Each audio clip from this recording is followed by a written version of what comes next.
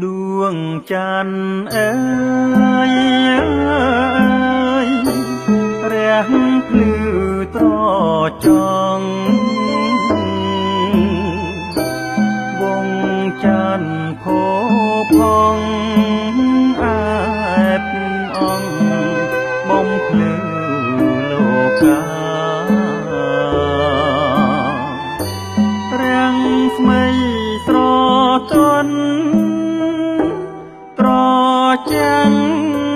កាំងរណាធម្មជាតិនានីបានសុខសានអើយគ្មានច័ន្ទពុំស្បើយកាយទុក្ខរាល់ថ្ងៃ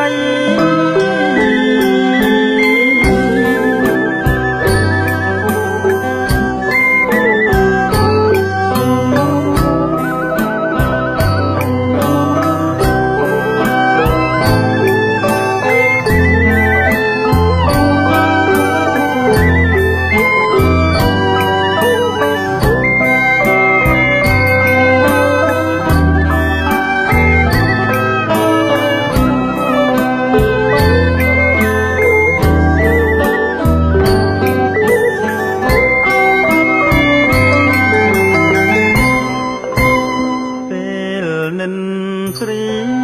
អើយ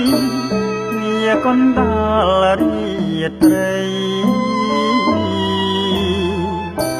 ក្រៀមក្រំហារតី